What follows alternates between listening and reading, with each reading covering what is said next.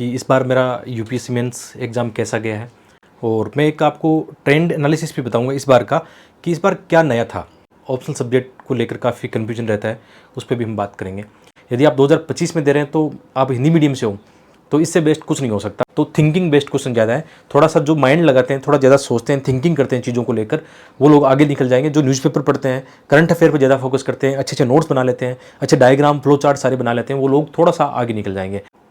सभी को नमस्कार दोस्तों, आज के वीडियो में हम बात करेंगे कि इस बार मेरा यूपीएससी मेंस एग्ज़ाम कैसा गया है। और मैं एक आपको ट्रेंड एनालिसिस भी बताऊंगा इस बार का कि इस बार क्या नया था, ताकि जो बच्चे 2025-26 में तैयारी कर रहे हैं वो अपनी मेंस की तैयारी कैसे करें। हम बात करेंगे इसमें ऑप्शनल सब्जेक्ट को लेकर। मेरा ऑप्शनल सब्जेक्ट इस बार कौन सा था, कैसा पेपर गया है, और इस पर भी बात करेंगे कि बहुत सारे बच्चे कमेंट करें कि ऑप्शनल सब्जेक्ट को लेकर काफ़ी कन्फ्यूजन रहता है, उस पर भी हम बात करेंगे। एक एक करके हम चीज़ों में आगे बढ़ते हैं। सबसे पहले मैं अपने पेपर की बात करूं, अपने अनुभव की बात करूं, तो मेरा अनुभव ये रहा कि पहले मैंने 4 मेंस लिखे, इस बार ये मेरा 5वां मेंस था। तो इस बार का मेंस मेरे हिसाब से अच्छा हुआ है पहले की तुलना में। तो आशा करते हैं कि रिज़ल्ट भी पॉजिटिव रहना चाहिए। मेरी फीलिंग जो है कि रिज़ल्ट पॉजिटिव रहना चाहिए। बाकी तो कुछ कह नहीं सकते, मतलब यूपीएससी का आप जानते हो अनसर्टेन रहता है, कैसी कॉपी चेकिंग होती है, मार्किंग पैटर्न क्या रहते हैं, ऑप्शनल सब्जेक्ट में किस प्रकार मार्क्स आते हैं, उसके बारे में हम अभी कुछ नहीं कह सकते। बस हमने मेहनत की। और एक चीज़ और भी है कि मैं आप लोगों को भी बहुत बहुत धन्यवाद देता हूँ कि पिछले 2.5 महीने या 3 महीने से लगभग मैं यूट्यूब पर इतना एक्टिव नहीं था, और आप लोगों ने हमेशा विश्वास और प्यार दिखाया है। आप लोगों को पता था कि मेरी एग्ज़ाम चल रही है, तो आप लोगों ने ज़्यादा मतलब कमेंट भी नहीं किए वीडियोज़ को लेकर। और विशेषकर जैसे मेरे आंसर राइटिंग के लाइव सेशन चल रहे थे, उन बच्चों ने भी बहुत प्यार दिखाया। उनको थोड़ा मैंने गैप दिया था कि मुझे 15-20 दिन की छुट्टी चाहिए अपनी एग्ज़ाम के लिए, तो उन्होंने भी साथ दिया। तो कुल मिलाकर अपने पेपर की बात करूँ, रिव्यू करूँ, तो पेपर बहुत अच्छे गए हैं। ठीक है, अब सेकंड बात करते हैं कि क्या उनमें बदलाव था इस बार पहले की तुलना में। इस बार जैसे जीएस में, एसए में, ऑप्शनल सब्जेक्ट में क्या बदलाव देखने को मिला। सबसे पहले एसए की बात करते हैं। इस बार एसए के जो टॉपिक थे तुलनात्मक रूप से 2-3 साल से थोड़े से इजी थे। मतलब 8 में से 2 एसए में लिखने होते हैं, तो थोड़ा सा उतना सभी 8 के 8 एसए इतने टफ नहीं थे। उनमें से 2 एसए हम जो चूज़ करना चाहते हैं, आराम से कंफर्टेबल होकर उनको उस टॉपिक को हम चूज़ कर सकते हैं। तुलनात्मक रूप से एसए का पेपर थोड़ा सा ईजी कह सकते हैं उसको। बट वही बात आती है कि मार्किंग पैटर्न उसमें कैसा रहता है। जैसे आपने देखा कि मेरे 157 भी एसए में मार्क्स आ चुके हैं, बाकी 135-131 के आसपास हमेशा रहे। इस बार भी उम्मीद करता हूँ कि 130 प्लस या 135 से ऊपर रहने चाहिए, जिस हिसाब से ऐसे गए हैं। तो ऐसे का पेपर भी मतलब कुल मिला के ठीक है। आप में से कोई ऐसे पढ़ना चाहता है तो मैंने यूट्यूब पर बिल्कुल फ्री ऑफ कॉस्ट पढ़ा रखा है, आप प्लेलिस्ट जाकर देख लेना। उसमें आपको ऐसे की कैसे लिखना है, क्या तरीका है, मैंने हैंड रिटन ऐसे के माध्यम से भी उसमें समझा रखा है। ठीक है, अब बात करते हैं जीएस के पेपरों को लेकर। जीएस 1, 2, 3 और 4 की बात करते हैं। सबसे पहले 4 एथिक्स की बात करते हैं। एथिक्स वाले पेपर में इस बार बदलाव क्या था। केस स्टडीज़ बहुत सिंपल थी, बहुत अच्छी गई है। मेरी भी बहुत अच्छी केस स्टडीज़ हुई है। और इस पेपर में जैसे नॉर्मली करना भी ये होता है कि केस स्टडी वाला पार्ट बड़ा है, उसको पहले करना चाहिए। मैंने भी ये किया और आराम से लगभग 1.25 घंटे मैंने लगाए उसमें, केस स्टडीज़ में लगाए, ताकि उसमें क्योंकि वेटेज में ज़्यादा है मार्क्स, तो वहाँ पे ज़्यादा फोकस किया है। और बहुत अच्छी केस स्टडी है, बहुत प्रैक्टिकल तरीके से उसको लिखा गया है। छोटे वाले क्वेश्चन इस बार थोड़े से ट्रिकी थे, सीधे मतलब सिलेबस से नहीं आए थे। अपनी किताब की बात आती है, आप जानते हो अपनी किताबें एथिक्स की पढ़ते हो, लगभग उससे काम बन जाता, लेकिन कुछ नए क्वेश्चन भी आए। इसका मतलब करंट अफेयर की भूमिका है। इस बार एथिक्स में भी करंट अफेयर के क्वेश्चन पूछे गए हैं। जो बच्चे न्यूज़पेपर पढ़ते हैं, मेरी सलाह रहेगी, जैसे आप हिंदी माध्यम से हो तो दैनिक जागरण वगैरह पढ़ने की आदत डालो, उनके आर्टिकल वगैरह पढ़ो, या इंडियन एक्सप्रेस पढ़ा जा सकता है। यदि आप कंफर्टेबल हो हिंदू या इंडियन एक्सप्रेस पढ़ने में तो पढ़ा जा सकता है। बाकी मंथली मैगजीन तो है, लेकिन मेरा ये मानना है जो एग्जाम्पल हमें चाहिए होते हैं, चाहे जीएस के लिए चाहिए, एसए के लिए चाहिए, ऑप्शनल सब्जेक्ट भी चाहिए, डेली जो एग्जाम्पल चाहिए, उसमें न्यूज़पेपर की बहुत बड़ी भूमिका होती है। और मुझे पर्सनली भी ये लगता है कि न्यूज़पेपर आप लोगों को पढ़ना चाहिए, बाकी आपकी मर्जी है। तो एथिक्स में क्या बदलाव था, छोटे वाले क्वेश्चन, जो छोटे 13 क्वेश्चन आते हैं, 150 वर्ड वाले क्वेश्चन आते हैं, उसको हैंडल करना इस बार थोड़ा मुश्किल हो रहा था। थोड़ा ट्रिकी टाइप के क्वेश्चन थे, और क्वेश्चन का लेवल थोड़ा ज़्यादा था, मतलब नॉर्मल क्वेश्चन नहीं थे, और थिंकिंग बेस्ड ज़्यादा थे। मतलब एट ए टाइम उस प्रेशर में आपको सोच कर उनको लिखना था। इसका मतलब आगे आप एथिक्स की तैयारी करोगे तो ध्यान रखना, कंटेंट का गेम नहीं है। बच्चे एथिक्स के लेकर मुझे पूछते हैं कि सर हम एथिक्स का क्या क्या पढ़ें, ये पढ़ लें, वो पढ़ लें। मैं उनको बोलता हूँ कि अपनी किताब है, यूट्यूब पे मैंने पूरी सीरीज़ फ्री में पढ़ा रखी है एथिक्स की, एक बार जाके देख लो, उससे ज़्यादा कुछ नहीं है। रियल में ये बात बता रहा हूँ, 5वां मेंस है और एथिक्स में मेरे नंबर भी अच्छे हैं, मार्क्स भी अच्छे हैं। तो इस बात को गांठ मान लो, कम पढ़ना है लेकिन बढ़िया पढ़ना है, उसी को बार बार पढ़ना है, इस बात को देख लेना। ठीक है, अब बात करते हैं जीएस 3 की।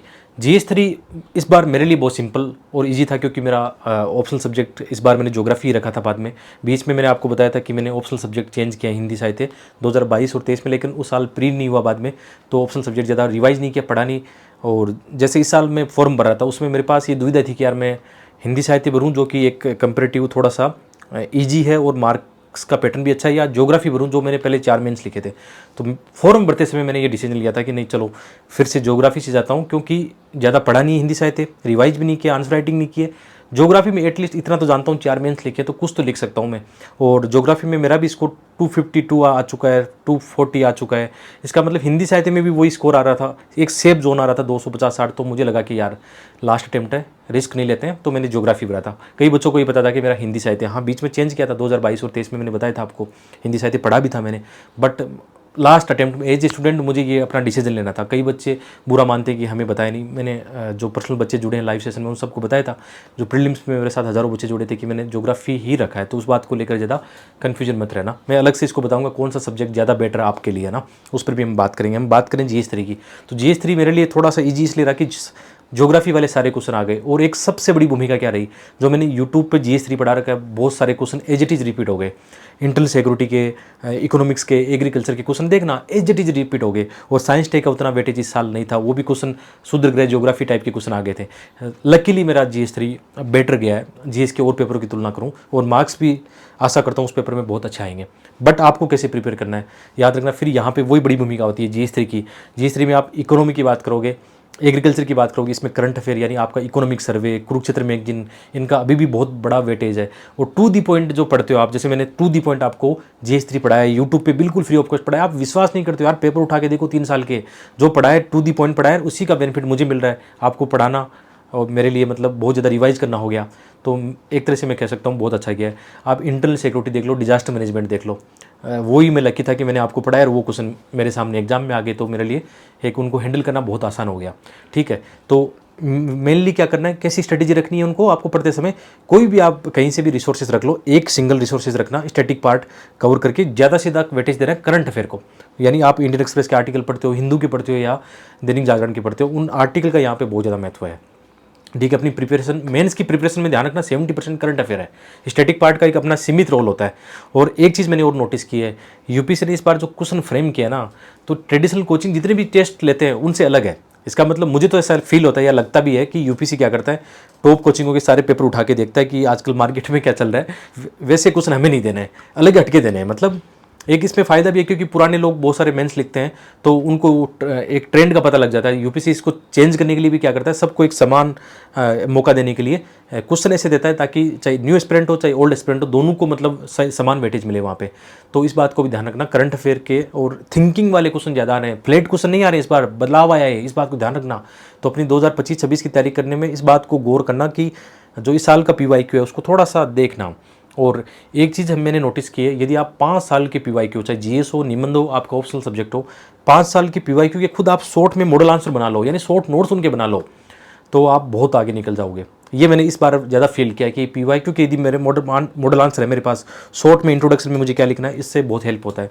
एक चीज़ और है, मैं आपको सूचना भी देना चाहूँगा कि जैसे जो मेरे आंसर राइटिंग के सेशन चल रहे हैं, यदि आप 2025 में दे रहे हैं तो आप हिंदी मीडियम से हो, तो इससे बेस्ट कुछ नहीं हो सकता। आप अभी भी मेरे साथ जुड़ सकते हो। यदि आपको लाइव क्लास नहीं ले सकते आप, तो रिकॉर्डेड क्लासेस बैच है हमारा, जिसमें निबंध और 4 GS के जो पेपर है उसकी मैं आंसर राइटिंग लाइव करा रहा हूँ। ठीक है, आप रिकॉर्डेड बैच भी ले सकते हो, मात्र 1999 रुपये उसकी फीस है, मतलब 2000 रुपये उसकी फीस है। और इसमें क्या है, मैं चारों GS और निबंध कवर करा रहा हूँ। अब कई बच्चे बोलते हैं सर चेक कैसे करना है।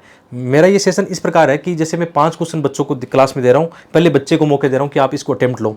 पहले बच्चा पढ़ के आएगा, उसको कंटेंट दिया गया टाइम टेबल के हिसाब से पढ़ के आएगा, लाइव क्लास में मेरे साथ क्वेश्चन अटेम्प्ट लेगा, और क्वेश्चन अटेम्प्ट लेने के बाद में मैं जो मॉडल आंसर बताऊंगा या ये बताऊंगा कि आपने क्या गलतियां की है, कहीं आपने ये पॉइंट मिस तो नहीं किए, तो 8 पॉइंट आपका आंसर चेक हो जाएगा। आप ये बोलो कि सर कॉपी चेक करके दो, वो भी इस बैच में नहीं हो पाएगा क्योंकि बहुत सारे बच्चे इतनी कॉपी चेक में नहीं कर पाऊंगा। हाँ, कभी कभी आंसर रिव्यू कर लेता हूँ, बच्चों के बच्चे भेजते हैं तो उनको देख लेता हूँ, भाई आप ठीक लिख रहे हो, लेकिन आपका आंसर तो ऑन द स्पॉट चेक हो गया ना, आपने खुद ही कर लिया कि आपके आंसर में क्या कमियाँ थी, इससे बढ़िया क्या होगा। ठीक है, तो अभी दोनों फॉर्मेट में लाइव फिर से ओपन कर रहे हैं, और लाइव की फीस 3000 रुपये है। और लाइव बैच में जो अभी बच्चे एडमिशन लेंगे, अभी 3 महीने के अभी लाइव काफ़ी कोर्स बाकी है, मतलब अक्टूबर, नवंबर, दिसंबर में तक लाइव क्लास चलने वाली है। हमारा फॉर्मेट वही रहता है, एक दिन छोड़ो एक दिन आपको पढ़ना है। कंटेंट बहुत सारा मैं अपना भी दे रहा हूँ, बिल्कुल फ्री में रहेगा इसके साथ में कि आप ये पढ़ो। एथिक्स एसे और GS3 ये सारा कंटेंट ऑलरेडी मैंने दे रखा है, बस इसमें थोड़ा सा अपडेट करना है। तो जिनको लाइव में एडमिशन लेना है मात्र 3,000 रुपये अभी उसकी फीस है, पहले 46 रुपये थी, अभी कम करके हमने 3,000 रुपये कर दिए। और आप जैसे अभी लाइव में एडमिशन लेते हो तो जो पहले सेशन हो चुके हैं, लगभग 22 सेशन हो चुके हैं, उनकी आपको रिकॉर्ड क्लासेज मिल जाएगी, चिंता मत करना। लेकिन वो दोबारा से नहीं पढ़ाया जाएगा, याद रखना, आपको रिकॉर्ड वीडियो देख के काम चलाना पड़ेगा। लेकिन आगे के आप लाइव कर सकते हो, आपको लाइव नहीं देखना, केवल रिकॉर्ड में जाना है तो 2,000 रुपये फीस देके आप आंसर राइटिंग कर सकते हो। एक सूचना थी और बहुत जरूरी सूचना है, क्योंकि यार आपका मेंटर ऐसा है जो खुद बार बार इंटरव्यू तक जा चुका है, बार बार अभी लेटेस्ट एग्जाम से जुड़ा है। नहीं तो आप जानते हो मार्केट में ट्रेडिशनल टीचर पढ़ाते हैं, 10 साल 20 साल पहले एग्जाम दी, उनको वर्तमान जो ट्रेंड चल रहा है उसका पता ही नहीं होता, और खुद जो दे के आता है एग्जाम उसको ज़्यादा पता होता है, उसके माइंड में वो चीज़ें बार बार जाती है कि यार मतलब ऐसी चीज़ें चल रही है, वो हमें अपने स्टूडेंट के साथ या बच्चों के साथ शेयर करनी चाहिए। तो ठीक है, उसका लिंक जो है ना डिस्क्रिप्शन का, अपना ऐप का लिंक मिल जाएगा आपको, कमेंट बॉक्स में देख लेना। ठीक है, आप ऐप पे जाके देख सकते हो, कुछ डेमो वीडियो भी दे रखे हैं कोर्स में, जाके आप देखना।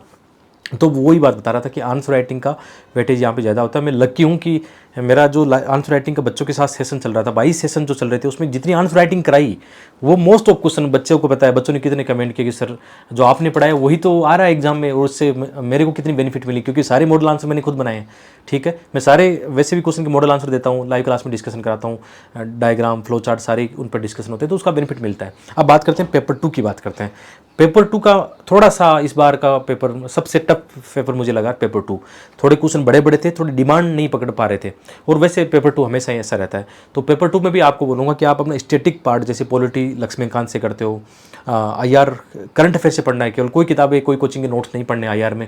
IR के जो क्वेश्चन आते हैं वो आपके आर्टिकल से हो जाएंगे, न्यूज़पेपर के जो आर्टिकल पढ़ते हो या मंथली मैगजीन पढ़ते हो उससे हो जाएंगे। थोड़ा सा इसमें सोशल जस्टिस और गवर्नेंस के मुद्दे हैं, उनको भी आप देख के जाना, ये पार्ट थोड़ा सा टफ होता है। ट्रेंड कैसा है, थिंकिंग वाला है, याद रखना, रट्टा वाला नहीं है, थिंकिंग वाला है। थोड़ा सा बहुत सारे एग्जाम्पल आपके पास होने चाहिए, केस स्टडी आपके पास होनी चाहिए, इस टाइप का है। सिलेबस के सारे पॉइंट करके जाना है। ठीक है, और 5 साल के इसमें भी आप PYQ देखना, उससे बेनिफिट आपको मिल जाएगा। ठीक है, पेपर फर्स्ट की बात करते हैं, थोड़ा सा नॉर्मली इजी था, और उसमें ज्योग्राफी मतलब काफ़ी था। एक क्वेश्चन ट्विस्ट करके आया था, थोड़ा सा टफ था। जैसे वो क्वेश्चन मैं कर रहा था उसमें, तो मेरे माइंड में भी ये चीज़ थी कि हाँ कहीं ना कहीं उस गाड़ी में चक्रवात वगैरह आते हैं, लेकिन एट ए पॉइंट मेरे माइंड में एक चीज़ और आ गई थी कि बायोडाइवर्सिटी को लेकर मैंने ऐसा कुछ पढ़ा था वहाँ पे मेक्सिको खाड़ी में ना, वो नाम भी ऐसा टी पे जुड़ा हुआ था। तो जब क्वेश्चन लिख रहा था तो मुझे पता था या तो गलत होगा या सही होगा। ठीक है, लेकिन वो चलो मेरा गलत चला गया, ट्विस्टर सही नहीं हुआ, लेकिन मेरे माइंड में वो था कि वहाँ पर टोर्नेडो चक्रवात भी आते हैं। बट वो तो एक उस प्रेशर माहौल में आपको डिसीजन लेना होता है कि क्या लिखना है, मेरा वो एक क्वेश्चन गलत चला गया। बाकी मतलब एक चीज़ देखने को मिली है कि पूरे पेपर में कोई भी क्वेश्चन मैंने नहीं छोड़ा है, पूरी कॉपी भर के आया हूँ 3 घंटे में। हालांकि चैलेंज होता है, बट ऐसी स्पीड होती है कि लास्ट आधे घंटे में 6 क्वेश्चन भी है ना तो आप कर लोगे। 3 मिनट में भी एक क्वेश्चन उड़ रहा था, मतलब इतनी भयंकर स्पीड चल रही थी। ठीक है, तो ये मतलब मैंने रिव्यू कर दिए हैं चारों पेपर का। ओवरऑल रिव्यू करें तो थिंकिंग बेस्ड क्वेश्चन ज़्यादा है, थोड़ा सा जो माइंड लगाते हैं, थोड़ा ज़्यादा सोचते हैं, थिंकिंग करते हैं चीज़ों को लेकर, वो लोग आगे निकल जाएंगे। जो न्यूज़पेपर पढ़ते हैं, करंट अफेयर पर ज़्यादा फोकस करते हैं, अच्छे अच्छे नोट्स बना लेते हैं, अच्छे डायग्राम फ्लो चार्ट सारे बना लेते हैं, वो लोग थोड़ा सा आगे निकल जाएंगे।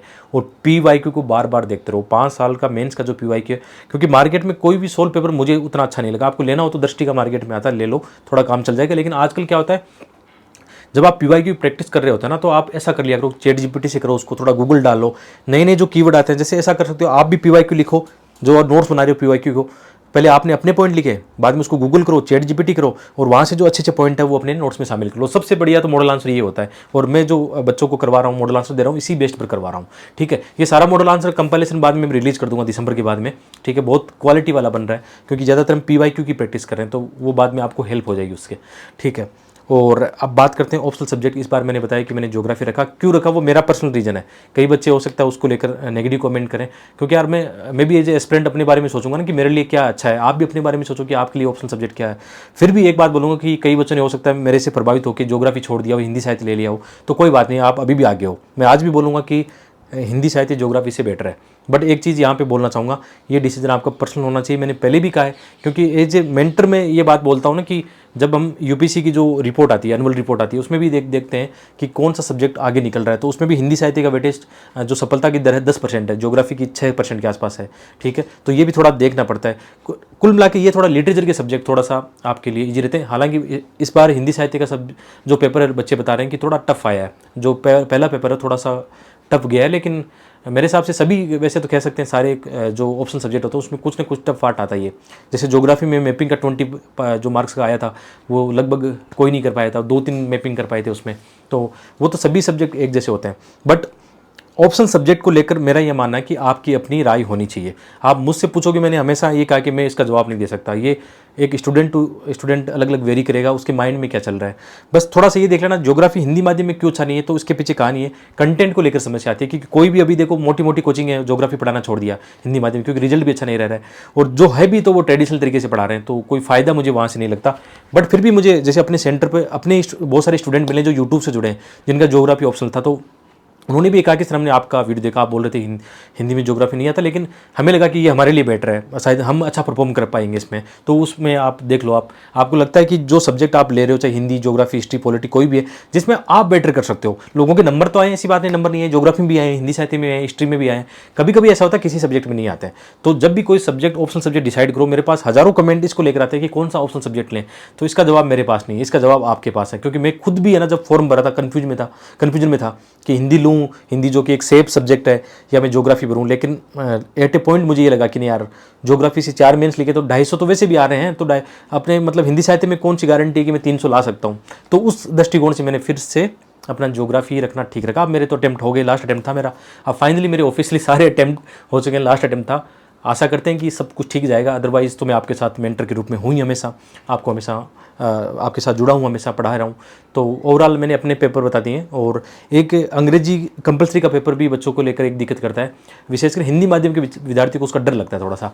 तो उसमें आप एक काम करना, जो 5 साल के PYQ इंग्लिश कंपलसरी के UPSC की ऑफिशियल वेबसाइट से निकाल लेना, और उसमें देखना कैसे निबंध आते हैं, कैसे जो अनसीन पैसेज है, और जो ग्रामर का पार्ट आता है। आपको लगता है कि आपका बहुत वीक है, तो थोड़ा सा इसमें कोई सोल्व पेपर ले आना, मार्केट में सोल्व पेपर आते हैं, वो देख लेना, और थोड़ा गूगल का सहारा लेना, ग्रामर कैसी आती है उसमें थोड़ा सा इंग्लिश इंप्रूव कर लेना। अदरवाइज इंग्लिश में कई बार बच्चे फेल हो जाते हैं, ठीक है, उतने तो फेल नहीं होते हैं। उसमें एक चीज़ ध्यान रखना, कॉपी पर क्या नहीं है बस। मैं तो ये फार्मूला रखता हूँ, इंग्लिश पर आप कंपलसरी लिखते हो तो कोशिश करना खाली मत छोड़ जाना।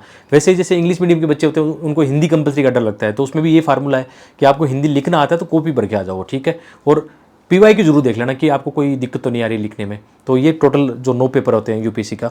और थोड़ा सा एक चीज़ थी, काफ़ी पैनिक होता है यार, मतलब ये 8-9 दिन होते हैं, इतने प्रेशर वाले होते हैं, मतलब नो डाउट इसमें कोई शक नहीं है। मैं कितनी बार मेंस लिख चुका हूँ, लेकिन इस बार भी वही था यार, एक एग्ज़ाम सीरियस माहौल में ही रहते हैं, मतलब ऐसा लगता है एक प्रेशर रहता है ये नॉर्मली, है ना। थोड़ा शेड्यूल भी हेक्टिक रहता है, और लिखते लिखते मतलब आपके अंगुलियाँ पूरी दर्द करने लग जाती है। तो ध्यान रखो, पहले घर पे आंसर राइटिंग प्रैक्टिस कर लो पहले, ये ना। और ट्रेडिशनल जो कोचिंग की टेस्ट सीरीज आती है उससे कोई बेनिफिट मुझे कोई खास लगा नहीं। इस बार मैंने भी कई टेस्ट लिखी, लेकिन कोई वो बात नहीं है, उनमें दम नहीं है। इसके बजाय जो PYQ है ना, 5 साल 10 साल तक जाओ, PYQ लिखने की प्रैक्टिस कर लो। घर पर बैठ के PYQ उठाओ, 3 घंटे में प्रैक्टिस करो, बाद में एक समय के बाद में। अभी सेक्शन वाइज प्रैक्टिस करो, या जो कोचिंगों की मार्केट में टेस्ट सीरीज आती है उनको ले आओ, घर पे 3 घंटे बैठ के प्रैक्टिस करो। क्योंकि उनका कॉपी चेकिंग का सिस्टम तो इतना बकवास है, मतलब कोई मतलब नहीं है। आप किसी भी कोचिंग का उठा के देख लेना, ये मैं बता सकता हूँ इसलिए क्योंकि इस बार भी मैंने जिस कोचिंग के टेस्ट लगाए थे, जब उनकी कॉपी चेक होकर आती तो उनको देख के हंसी आती थी, मतलब क्या करते हैं ये लोग, इतने पैसे लेते हैं ना। हाँ, उनके मॉडल आंसर वगैरह ठीक है, मार्केट में मिलते हैं, वो जाके देख लेना। तो ओवरऑल इसमें ज़्यादा पैसे लगाने की नीड नहीं। कई बच्चे साल साल भर की टेस्ट सीरीज करते हैं, वो लिखते नहीं, 25-30 हज़ार रुपये देते हैं, भूल जाते हैं बाद में। इसके बजाय ये कर लो, मतलब छोटे छोटे आंसर राइटिंग के, मतलब आप अपने हिसाब से कर लोगे, ज़्यादा बेटर रहेगा। तो एक आंसर राइटिंग का बड़ा गेम है। एक शॉर्ट नोट्स बनाने की आदत डालना, कि जो भी आप पढ़ रहे हो ना उसको शॉर्ट समराइज करने की आदत डालो। फैक्चुअल चीज़ें जो हैं, जो चीज़ें याद रखनी है, थिंकर वगैरह, उनके राइटर, उनकी जो किताबें हैं उनको याद रखना है, वो सारे उनके सारे नोट्स होने चाहिए सीक्वेंस में। अभी भी टाइम है, अभी 2025 के आप दे रहे हो, तो अभी भी दिसंबर जनवरी तक अपना मेंस का सिलेबस निपटा लो पहले, है ना, उसमें आगे निकल जाओगे आप। तो बाकी आप कमेंट करके बताना, ठीक है, जो भी आपको पूछना है। वापस हम अब फ्री हो गए तो आपके लिए फिर से मैं यूट्यूब पर कुछ ना कुछ करता रहूँगा, ठीक है। और कोशिश करेंगे कुछ जो चीज़ें पहले सब्जेक्ट छूट गए थे उनमें से मैं वापस दोबारा पढ़ाना शुरू करूँ। और ऐप भी अब लॉन्च कर दिया है। ऐप पे क्या है कि थोड़ा सा मतलब छोटे छोटे कोर्स जिनकी प्राइस बहुत कम हो, मतलब ऐसे हमें कॉमर्शियल नहीं बनना, लेकिन थोड़ा सा आप जानते हो परिवार भी चलाना है ना, मेरी काफ़ी भूमिकाएँ का भी उनको भी देखना है। तो मैं छोटे छोटे कोर्स जिसमें आपको कोई ज़्यादा बोझ नहीं पड़ेगा, लेकिन क्वालिटी का वहाँ पे कंटेंट मिल जाएगा। जैसे आंसर राइटिंग का हो गया, कुछ प्रीलिम्स की टेस्ट सीरीज का कुछ प्लान कर रहे हैं, और कुछ छोटे छोटे कोर्स जैसे मतलब उनको भी प्लान करें। बाकी यूट्यूब पे मैं आपसे लगातार जुड़ा रहूँगा ऐसे ही, ठीक है। आप अपना जो ऐप है विजिट करना, डिस्क्रिप्शन में लिंक है, उस पर जाके देखना। कुछ मैंने उसमें फ्री मटेरियल में भी डाल दिया, जैसे अपना इस साल के जो PYQ के 16 पेपर हैं, कुछ NCERT के नोट्स वगैरह वो मैंने फ्री सेक्शन में डाल दिए। तो ऐप पर जाना और ऐप में रिव्यू भी देना, अच्छा लगेगा, मतलब आप रिव्यू देते हो, अप्रिशिएट करते हो चीज़ों को लेकर। तो ऐसे ही मिलते हैं बेहतरीन सीरीज़ में। इस वीडियो से आपको ज़रूर लाभ मिलेगा, आप कमेंट करके बताना। बहुत बहुत धन्यवाद।